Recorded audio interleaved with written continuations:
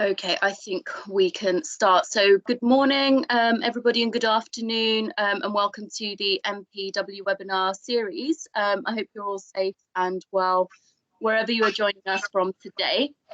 So today we'll be talking to you about the University of London International Foundation Programme, which MPW has been running now since 2014. And the session will be presented by Mr. Simon Fitch, who is our Academic Director International. Please can I ask that you mute your mics so that it doesn't disrupt the session. You will have the opportunity to ask questions at the end of the presentation. You will see there is a chat box on the screen, so please feel free to ask any questions that you have as the presentation progresses, and we will answer them at the end. And please also note that this session is recorded and you will get a copy of it at the end. So I'll pass over to Simon now, and I'll go on mute, Simon, for you. Thanks. Thank you, Betty. Okay, thank you. So hello, everybody. As Betty's mentioned, I'm Simon Fitch, and it's my pleasure to host today's webinar, as you can see probably from my kitchen. So thank you for coming today. We hope, as Betty said, we hope you and your families are okay at this time. We know it's testing times, and I think we know also that there's a lot of calls on your time. There are a lot of webinars. So we are very grateful for you joining our series of webinars. This is the latest in the series, and our webinars are really designed to pass on information and share information and answer your questions on a whole range of areas. As Betty mentioned, today I'm going to focus on the University of London IFP, the International Foundation Programme. But the IFP kind of done the MPW way. I just want to explain, and I've just been speaking with a couple of colleagues before we started. I'm actually quite new at MPW myself. I joined MPW this year as International Academic Director earlier this year. I've come to MPW with a long background, maybe too long, background in school, university and pathway education. And as part of that, I actually previously directed a foundation centre for four and a half years. So I like to think I know a great foundation programme when I see one. And with that in mind, it's an absolute pleasure today to share some details with you around the high quality course that MPW are offering with the University of London. So just to take us through today's presentation, I wanted to start with really why MPW has chosen to partner with the University of London to offer the programmes and the benefits we think that brings. I'll then take you through the course and talk about the highly rated universities that our students have progressed to. I'll talk a little bit about the entry requirements and how students access the course, because I think that's very important. And then I'm just going to mention, our view of what the IFP student, what the sort of student that comes to the IFP. Obviously, every student is very different, but there are some themes and there are some characteristics that our IFP students come to the course with. So I think I'm going to share that as well. And then, of course, there's going to be time for your questions at the end, and we very much welcome your questions. So, just in terms of starting with the why. So some of you may know, some of you won't know. Last year marked the 5th year that we have run the course. So this year, year 6, we've continued to offer the programme in London and Cambridge. Now, as some of you will know, from 2020 to 21, we'll be focusing and concentrating this course on our London college. And that's really around allowing the students to base themselves as close to the universities that many of them are looking to progress to as possible. As we'll see with the progression statistics, the London universities remain the most popular option for students. So offering the course in London seems to make perfect sense. There's more to it than that, though. There's more to it than just geography, because students on this programme are very keen and like to access the universities events, open days, but also lectures and expert lectures and seminars that the universities run in London. And offering the programme in London provides really them with easy access to those universities, whilst remaining also easy access to the rest of the UK, because many of our students will also take courses at universities outside of London as well. In terms of the programme itself, we are very proud to partner with such a world-famous institution, such as the University of London. The IFP is an incredibly well-respected qualification around the world. Many of you will be based in countries around the world where there are study centres where the IFP is also run. It builds on the university's rich history and heritage, not just in London, but I think as important is the rich history of the external programmes that's now called the international programmes. These were founded in 1858, so actually only 22 years after the university was founded. And from the start, if you like, the programme has been based in teaching centres around the world. So it's the partnership with teaching centres like ourselves that make the programme so strong, we think. The university is very careful about the partners that it chooses. And we're very proud to have been selected as a partner to offer this programme. So that's some of the reasons why we offer it. If I may, there's at least I think one of our colleagues has their mic on at the moment, because we can hear another conversation. So if you could mute your mics, we would very much appreciate that, please. So in terms of the why we offer it, I think there's much more to our reasoning than just history. I mean, history is great, but that's certainly not all. So the University of London rigorously quality assures the programme, and that's extremely important. And we think that offers you, your families that you serve, and the students coming to the course absolute certainty that this is what it is a gold standard course, and that quality assurance is ongoing and very important to the programme. I am going to talk about the types of students that are motivated to come to the programme later, but uniformly what we see are high achieving students with high aspirations coming to this programme. And it makes this University of London a very good fit for us, we think. I also wanted to say something around the university's input into course development, because there's quite a history here, course development and course design. So as many of you will know, initially academic direction for this course was from the LSE, and the initial development came from the LSE. This has spread now. And academic leadership comes now from across the University of London, across 17 colleges, which is very important. So I've given you here an example of the law module. So the law module was designed with input from 6 universities. You can see the universities listed there. They include LSE, they include USL and King's, but there's 6 universities that contributed to the development of the programme. And what they did there was that when the development was happening, they explained what they were expecting from first year, second year, third year students taking law, and they were explaining how our programme could best prepare students for that. So that is extremely important for us.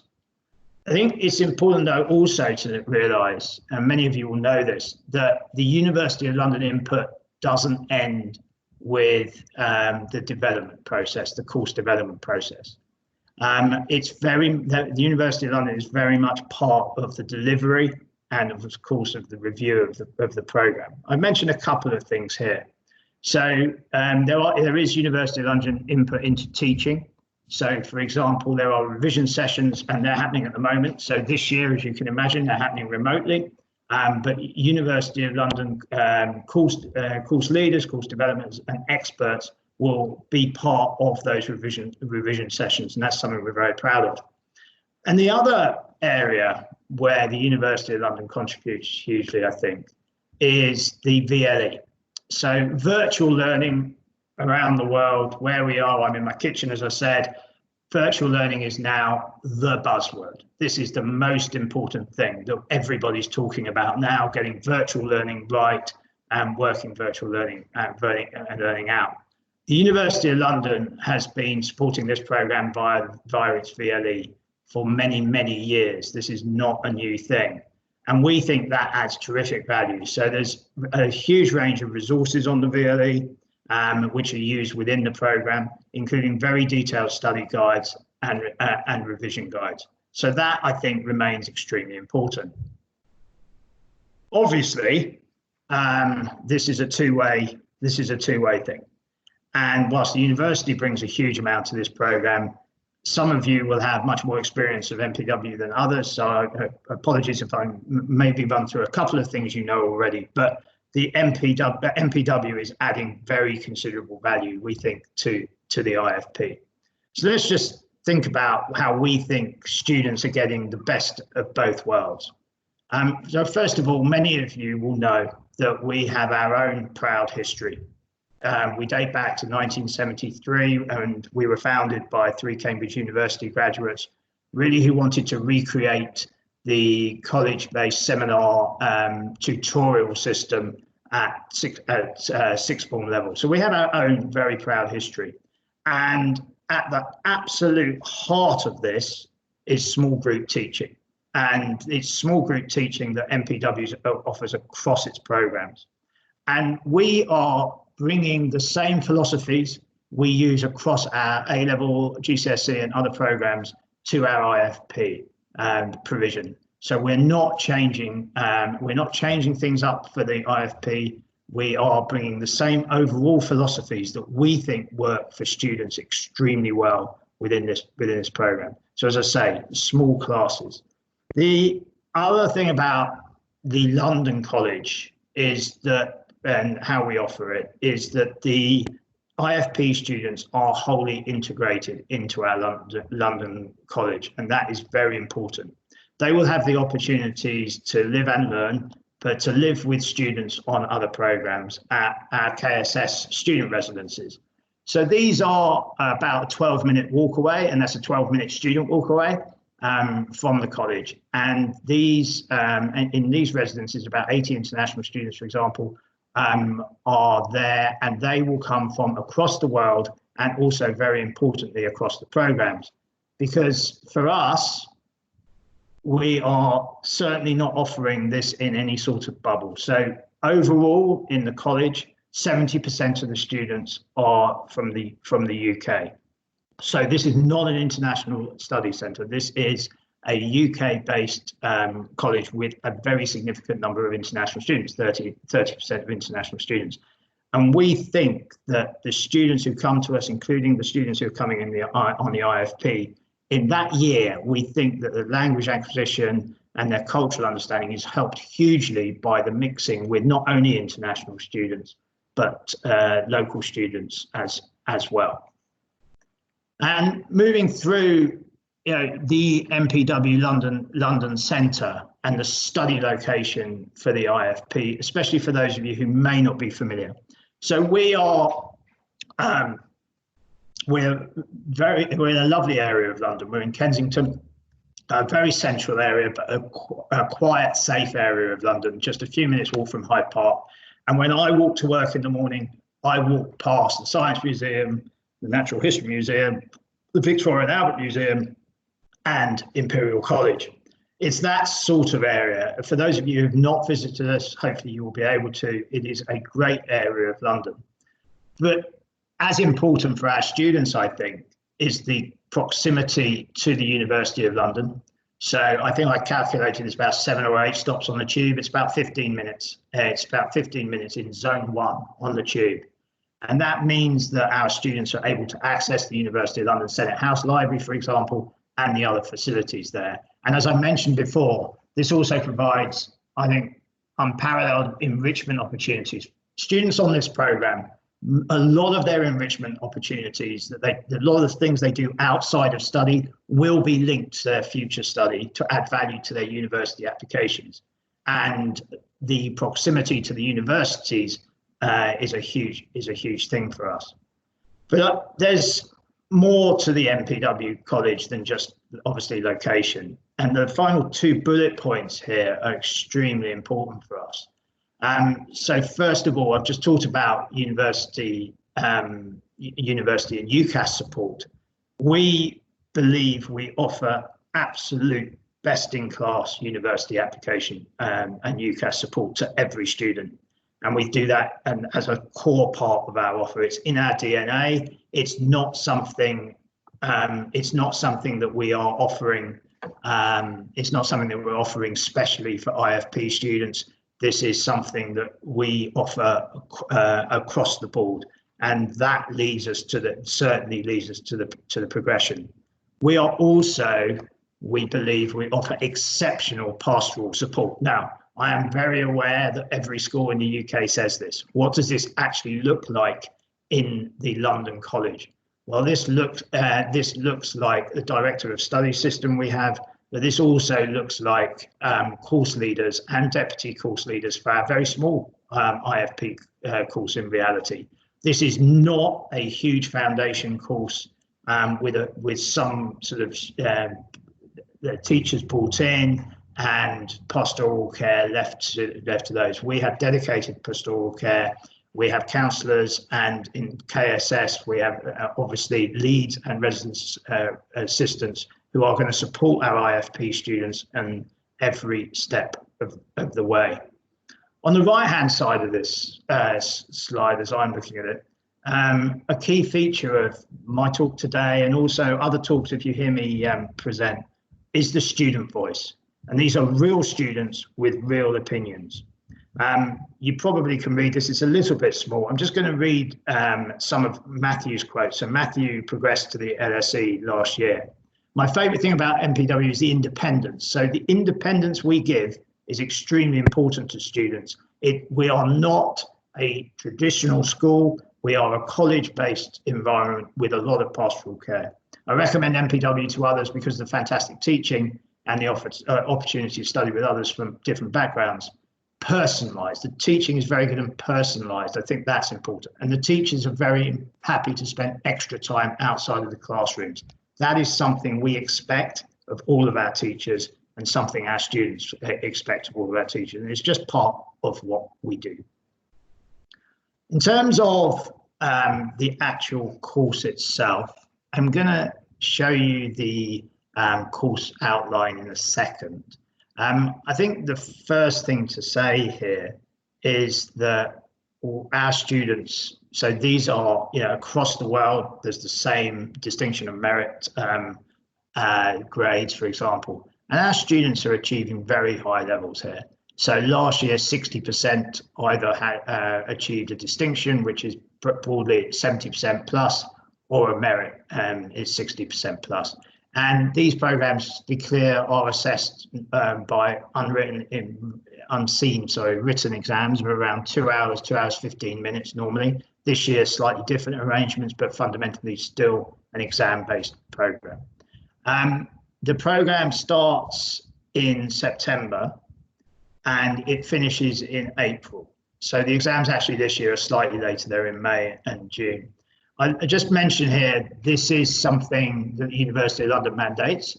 So these course dates come from the University of London and are consistent across the IFP. So that's when our program starts.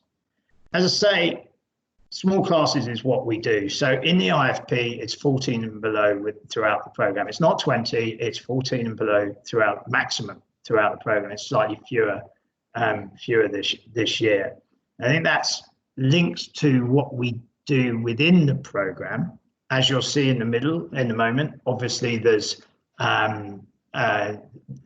specific subject-based modules, but within the whole program, study skill development is extremely important. And students are coming, and I'll explain the student demographic to you a little bit later as well. They're coming from many different systems from around the world. There's no one real dominant system. So study skill development is extremely important within the program, and the small class sizes help us with that. University of London mandates 150 study hours per module, but let's be clear on this. This is an intensive program. We go above and beyond the university's requirements.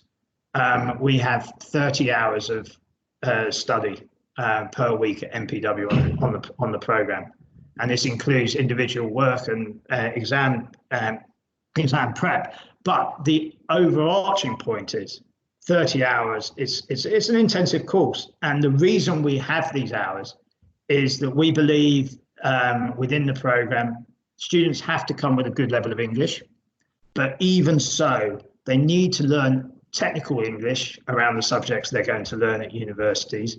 And we think that English language acquisition is best done within the classes, but with a little bit extra in terms of class tuition. So that's very important.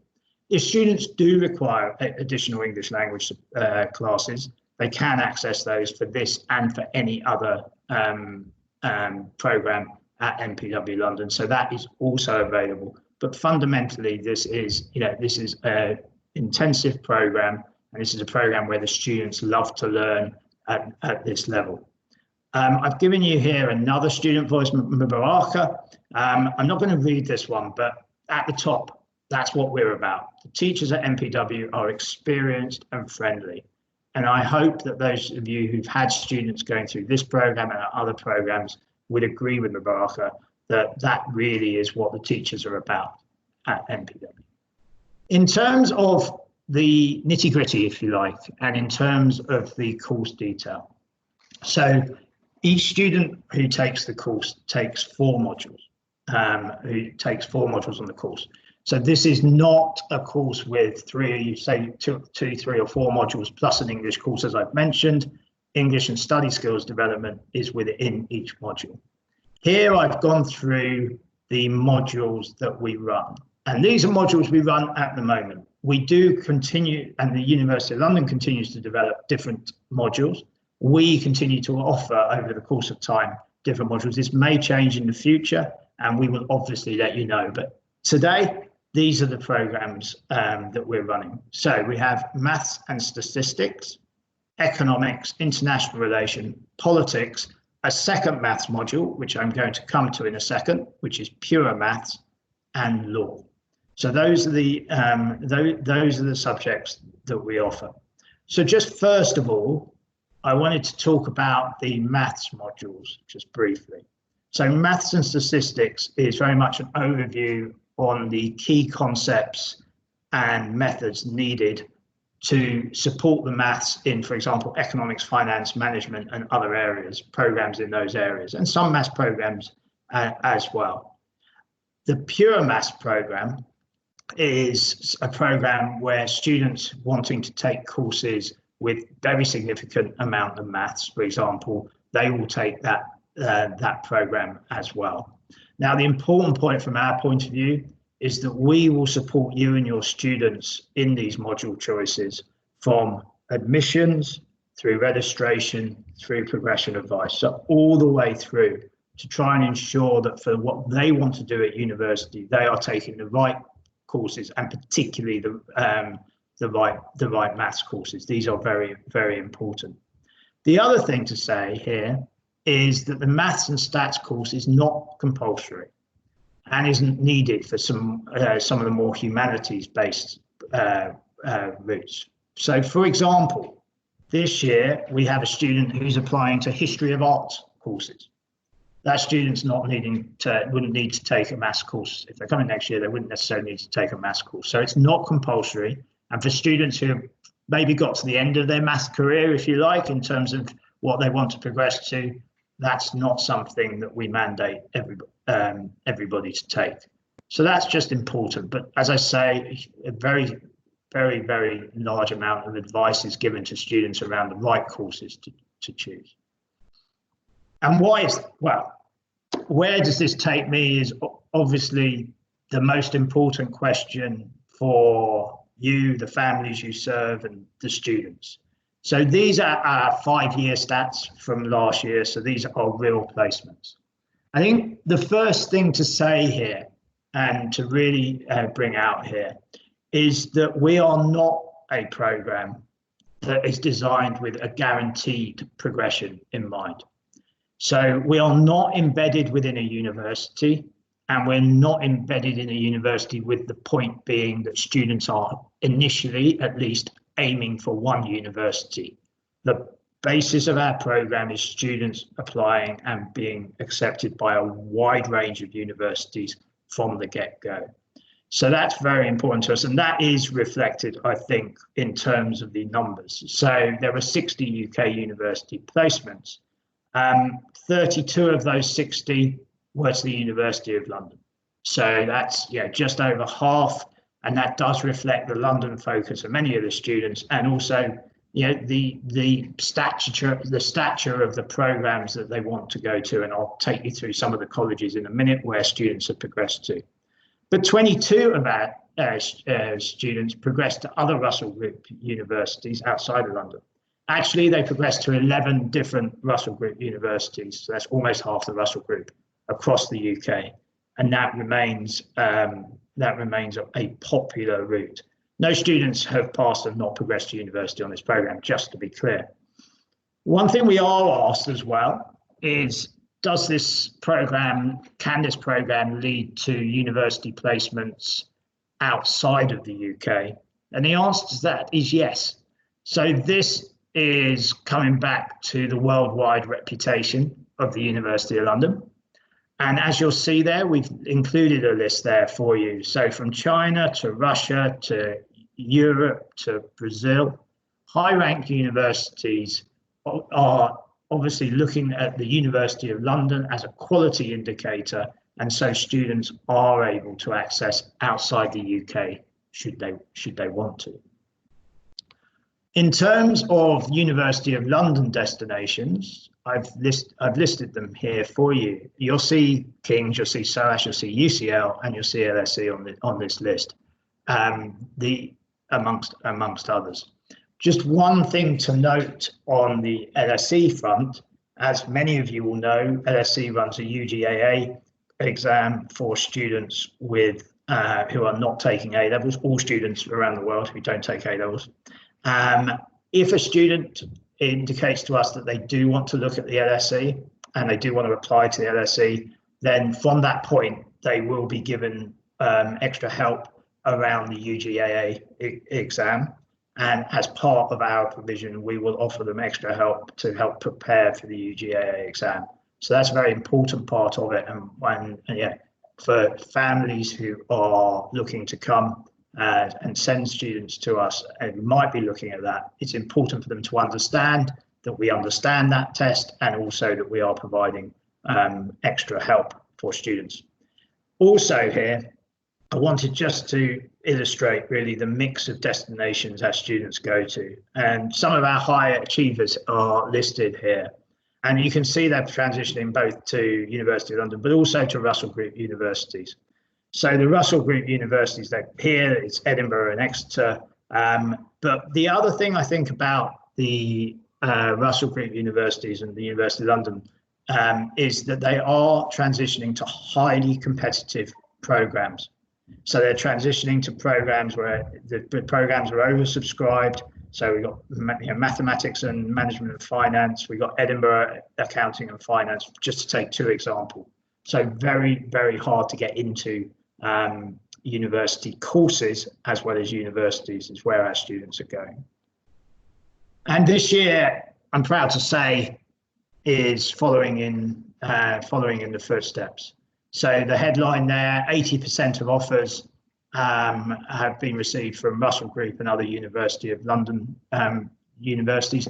Just to tease this a little bit further, the normal offer is between 65 and 75% from this level of university. Normally about 70%, some a little bit higher, some a little bit lower. But students looking to go to those universities need that level of attainment, and we will support them on that level of attainment. This year, for the Russell Group, the offers include Manchester, Warwick, Exeter, so very highly ranked Russell Group universities. We do believe that the meticulous approach I mentioned before to UCAS preparation, which is very much at the heart of our level method, is key to this. Again, this is a real student. So this is Dan, who went to Royal Holloway in Egham last year to study, and this is a real student feedback. And for me, the important part of this is we have been very supportive. You would expect that. But what we do at MPW is we're constantly going through personal statement drafts, making insightful comments and offering valuable advice. Some of you will have been to other webinars this month where James Barton, for example, our Director of Admissions at London, has talked extensively around this. This is just our lifeblood. This is what we do, and this is what the IFP students are going to receive. And we do see that from a school/college-based environment rather than a university environment trying to take on some UCAS preparation. So that, I think, is very important to us. And yeah, Dan says it, I think, as it is there. So in terms of entry qualifications and accessing the program, so I think the first thing to say is that our entry requirements are guided by the universities as students progress to, particularly the universities in London. And they guide the University of London entrance requirements for this program. So we adhere to University of London entry requirements. The presentation will be shared afterwards, but the link to the University of London entry requirements is there. I would say that is very much a start.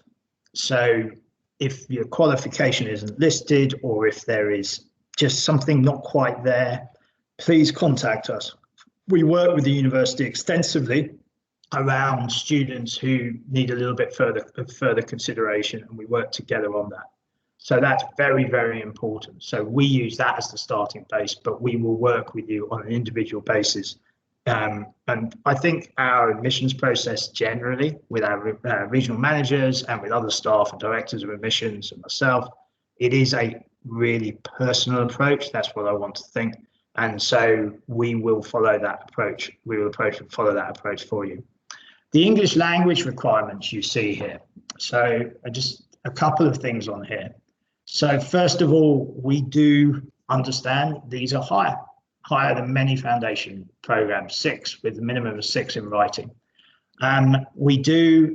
Most of the students, because students will require a CELT for this program, most of the students will come with IELTS, but we do consider Pearson, TOEFL, other tests, and the other tests on a case-by-case basis, no problem. And the University of London allows us to do that, so that's okay.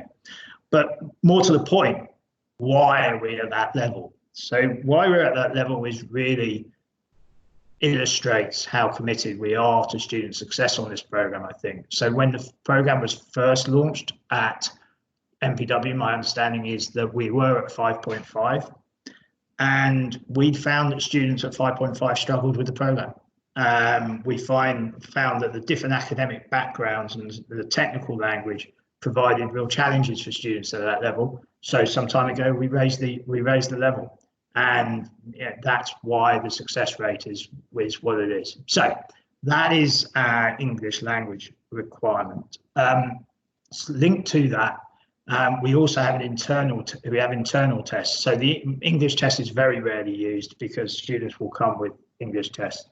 But we do, for students taking the maths module, we normally test students on arrival, and we do find that students' performance at test and on the program is very carefully monitored, and we do ask students to take a maths test as part of the program. For you and for your families and for the students, this is all a sign that we are taking things very seriously. And lastly, and I think absolutely critical to the MPW admissions process, is that we interview all of our students. So all students wanting to come to us are interviewed either at the college or remotely, and obviously at the moment remotely. And that's very important. We welcome visits, but the interview, it is an interview, and this happens. And somebody who's come to the MPW organisation quite recently, I am super impressed by this. Why are we doing this? Well, we want to get to know them. We want to confirm that they're the right students for this program. We do have other programs, and sometimes we talk about that with students. But also, we want students to understand that we're right for them, because this is an incredibly important year for them. The expectation level is very high on them. We understand that. And so this is a very important part of our admissions process. And just as a final slide, I mentioned this earlier on, just who are the University of London students at MPW? I think that is a great question. What are the students we are looking to join this program? So I think the first thing to say is they are truly global. So this is not a program that is overfilled with students from any one environment. Our 10 students this year, currently taking the course, for example, are from 7 different countries. And our graduates are from over 25 countries. And I've looked at the graduate list, they are genuinely from every continent of the world. So that's very important for us. Wherever they're from, they do have a lot in common. And I think I mentioned this at the beginning of the presentation. So first of all, they have a very high level of self-motivation and work ethic. This is what we see our students presenting with. They're confident and they're passionate around their subject area. I think that passion comes through all the way through. And that passion leads them to happily completing work and other course-based enrichment opportunities outside of school. They are mature, so the students on this program have to be 17. These students are at the mature end of school level. They're not an immature university student. They are definitely the mature end of school level. And I ran a foundation program within a university, so I do actually understand the differences here. Our students are certainly benefiting from a more nurturing, closer knit environment, I feel, with high levels of pastoral care that are relevant to their age group. I think that's very important, but they have London on their doorstep. Students do have to be, as I say, 17 to take this course, and they are at that mature end of the school level. Academically, we see a real range, I think it's fair to say. So academically, we do have students who have taken IB or A levels, but maybe they're not quite at the level they want to be at for the university entry they're aiming at. So they come to top up, and that is one group of students. We also certainly have students who have completed 12 years of local curriculum schooling at very high level, and that they find the universities that they want to access do require another year. And it's really the level of university they're aiming to access requires them to have another year, and those students also come on this program. But all in all, looking for that transition in a college setting with regular tests, regular checks on their welfare and progress, and overall, I think a caring ethos. In terms of the final word from me, so to speak, So from Japan. So he's one of our graduates, and he's currently at King's, and he got a distinction. So he's very modest, I think. And he says here, the teachers were making it easy for us to do well. I've spoken with those who worked with him. He worked very hard. He achieved his distinction, is now at King's, and he did this for himself as well. So it's very much, we see it as a partnership for us and the students in terms of progressing. So hopefully that's given you the sort of overview of the program, and also try to sort of illustrate the sorts of students that we see coming on the program. From my perspective, now it's over to you for any questions you might have. Thank you so much, Simon, for that presentation.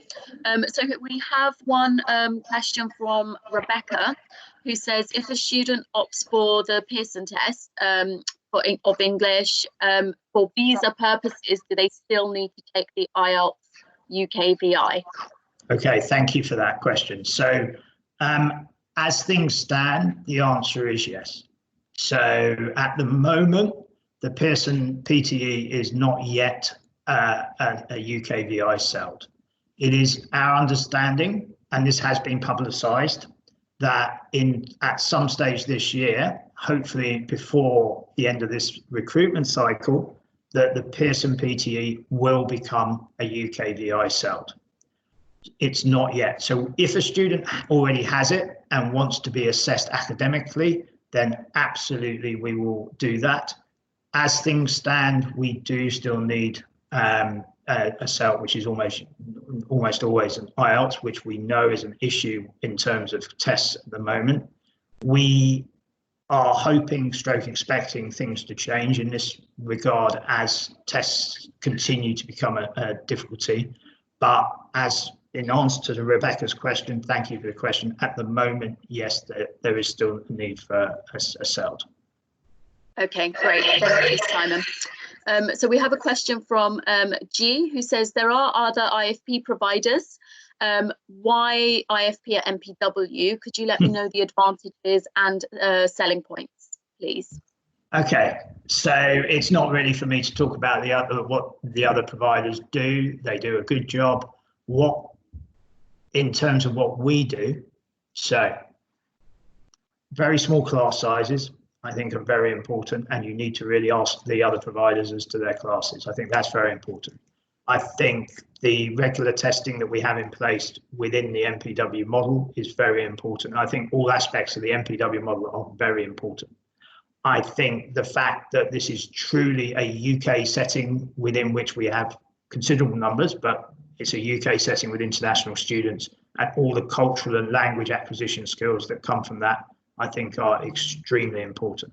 I do think the location in London, in terms of progression and in terms of opportunities to access the universities that students want to go to. So I want to go to UCL, I want to do this, I will go to the seminar series after hours at UCL that will help me prepare my personal statement for UCL. That is something that we are able to offer. And I also think that the pastoral care that we offer and the way we look after students is second to none. I know that other centres are going to say that as well, but looking behind that and looking into the detail, I think there's a whole network. The UCAS preparation, the progressions speak for themselves. I'm not comparing the progressions to other centres, but I know that our progressions are stellar, very, very good. And I think those are the USPs of the programme. Great, thank you, Simon. Tatiana says, could you please provide the timeline of the course? For example, the September start, the predicted grades, the April exams, university place offers as well. Yeah. Okay, so as I said, we start in September. In terms of university applications, some students will look to so in the first term, obviously we will work with students extensively to think about their university placements and think about where they might be looking to go to university. They will go to open days, they'll go, as I say, they'll access universities in London and outside London. Some students apply to university before Christmas, but they do have until the 15th of January to apply to universities. So some apply after that. So they'll do that. And then we get to Christmas, there is a break, and then they come back for the second term.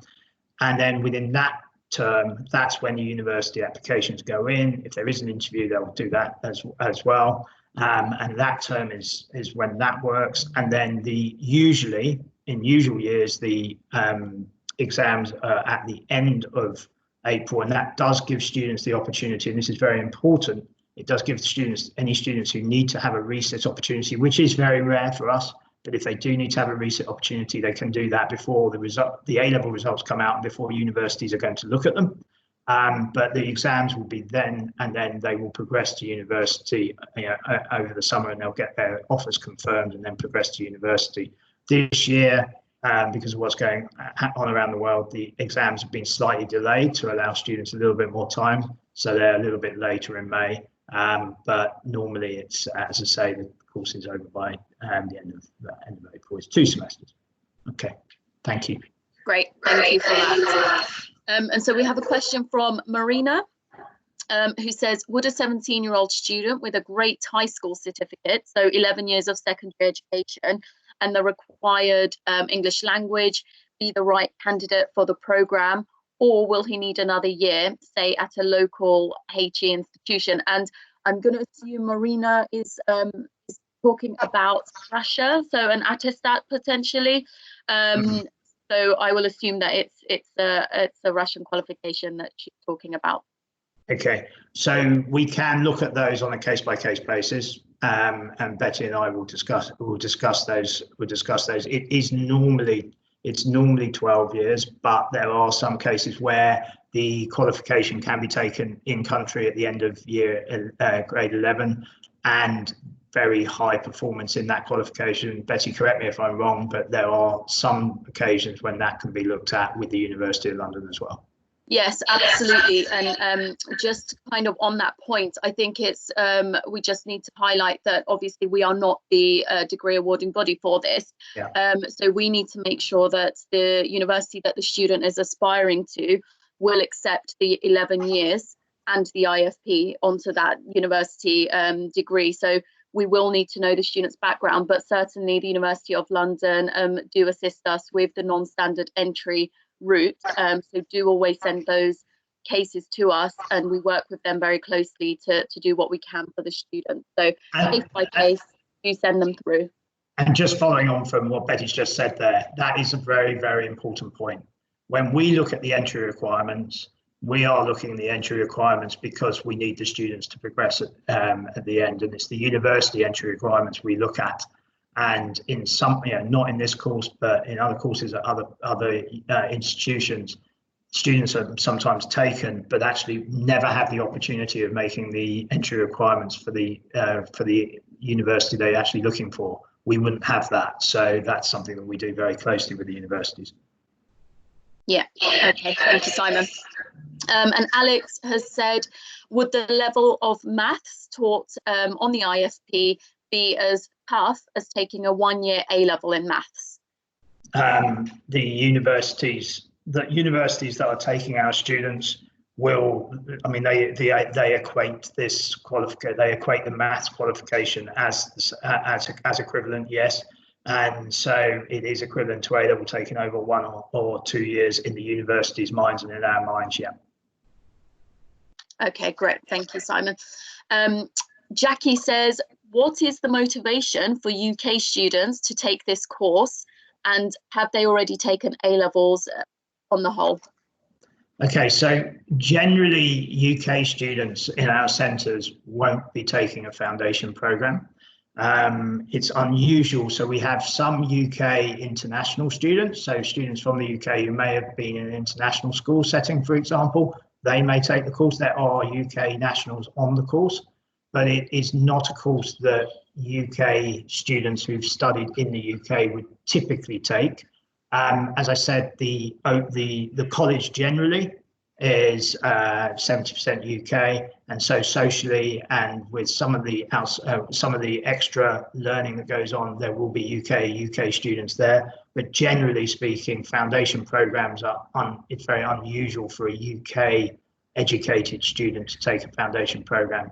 We are, as far as I know, allowed to, but it's very unusual for that to be the case. The UK students we have on this program tend to be students who've moved at some stage from the UK and have moved into another school system, or maybe have been in the UK and been in the IB system, but generally speaking, that's where the students come from. Okay, thank you, Simon. Alyssa says, may I know when the registration for this course will end? Given the pandemic, will the school have a different fee structure if online classes are going to be offered?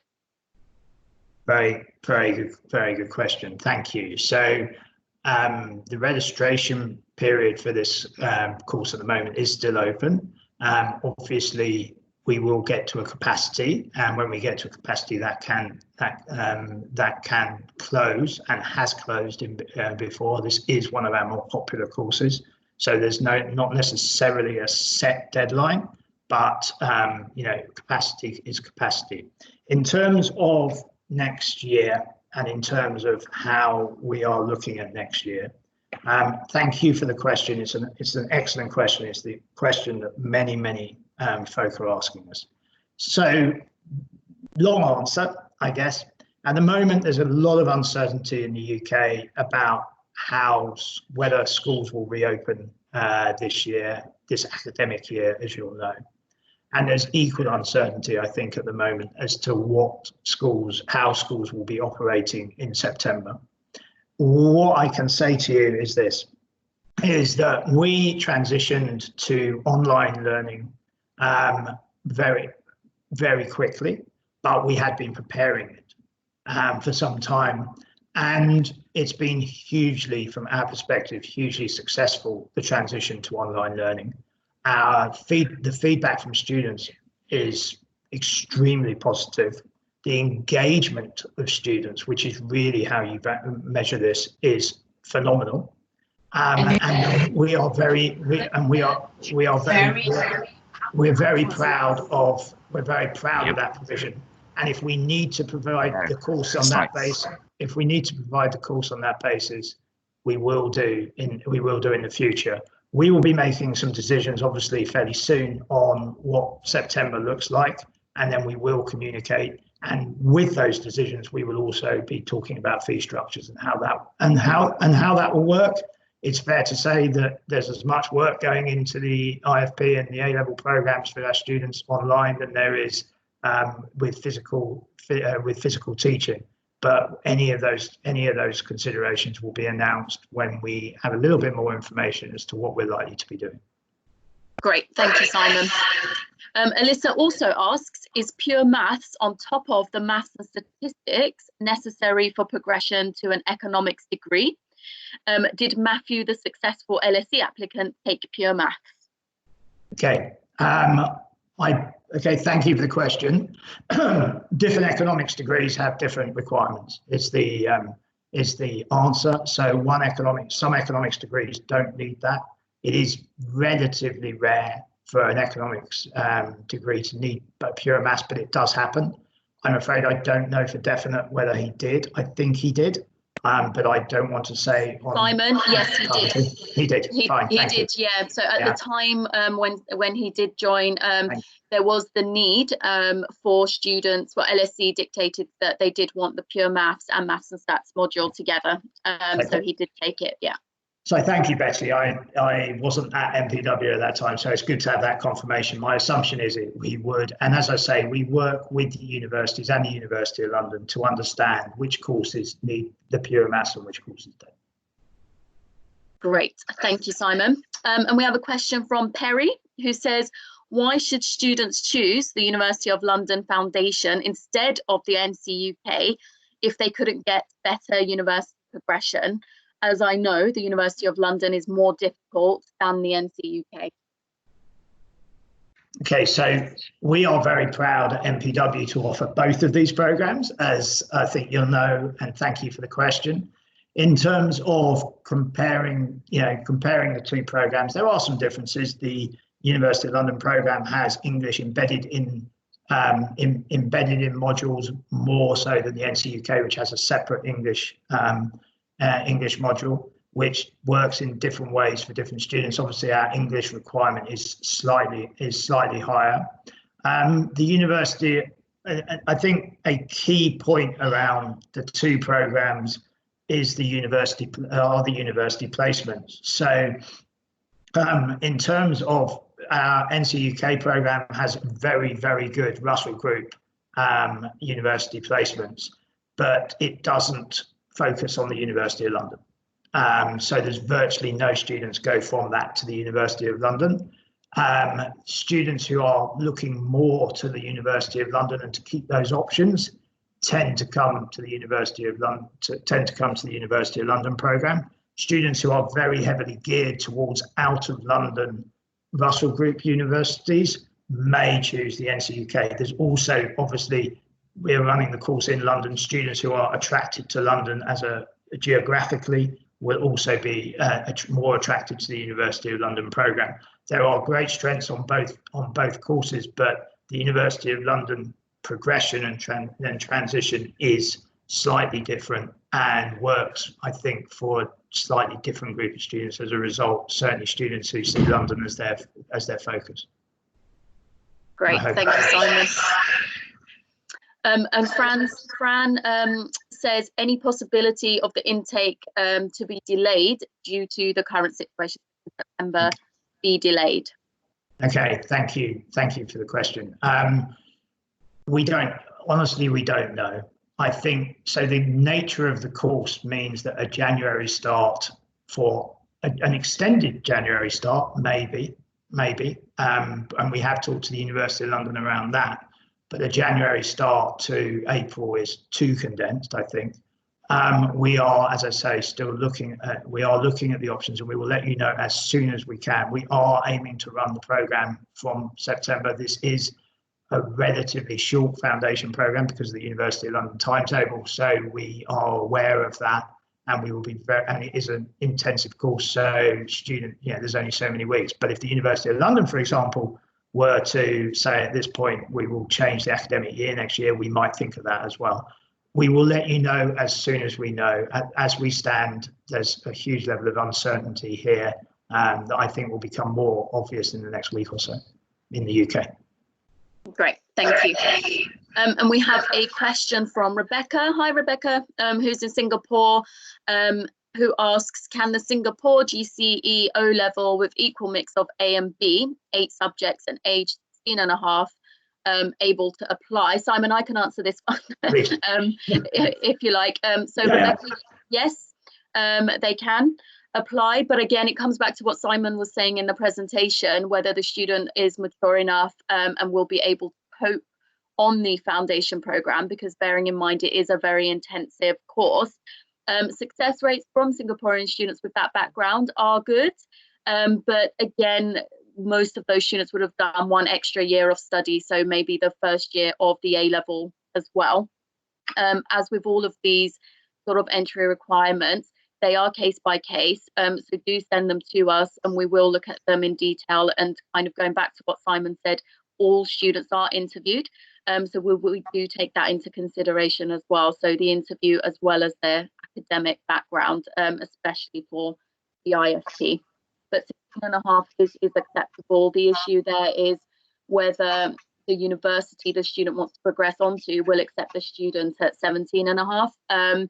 That is the issue. That's why we would need to have a look at what the student's university aspirations are. Simon, did you want to add anything to that? No, I think that, I mean, Singapore and the University of London have a long history, so there are students obviously coming onto the programme from Singapore, a great number. So no, I don't have anything more to add to that. Thank you.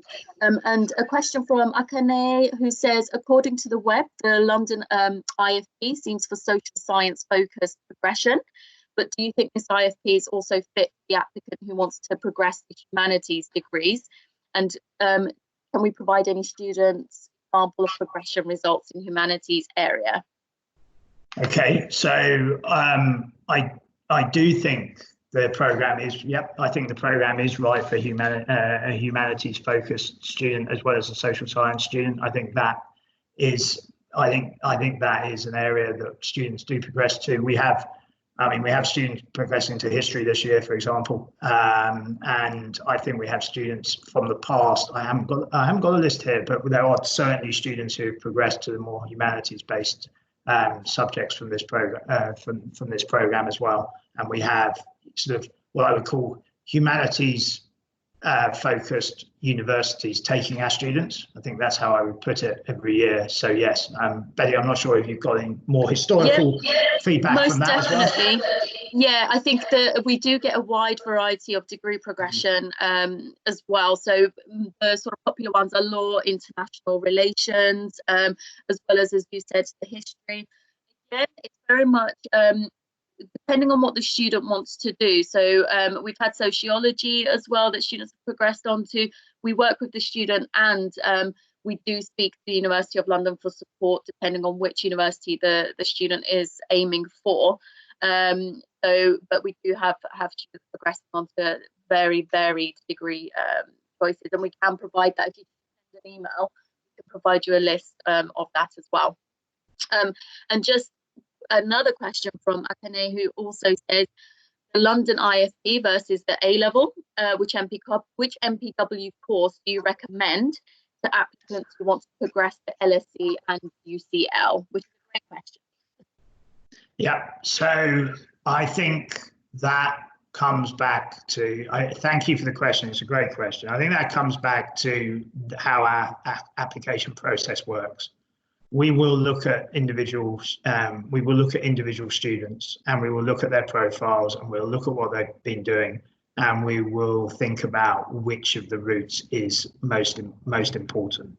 I think there are some students for the 1 year A-level to LSE is a good option. The UGAA doesn't apply for those students, so students who don't want to take that, for example, it can be an important delineator. I think UCL, given the fact that UCL have their own foundation, and I've worked with that foundation in the past, I think it's a bit more mixed at UCL because there's not the same sort of testing.